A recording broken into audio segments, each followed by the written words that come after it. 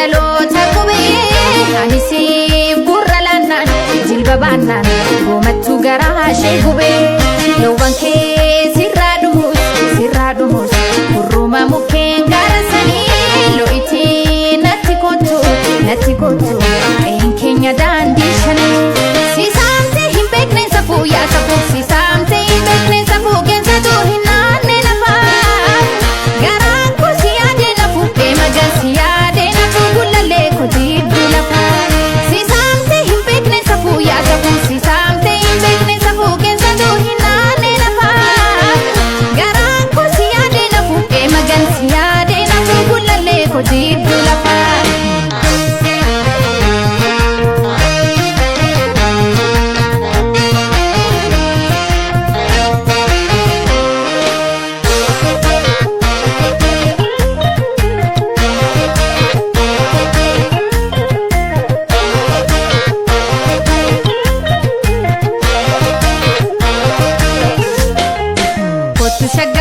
Kottu shaggar shallalaa ollee ni jirsa gooroo bullaa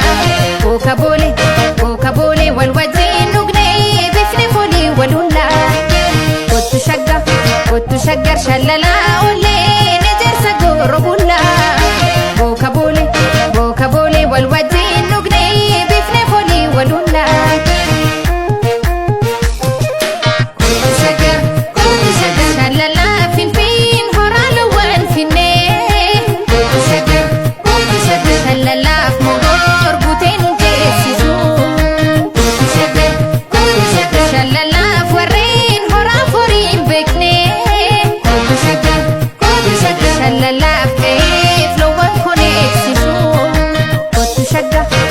Shaggar shallalaa ollee ni jirsa gooroo bullaa kooka boolee wal wajjin dhugnee bifni foolii wal hullaa.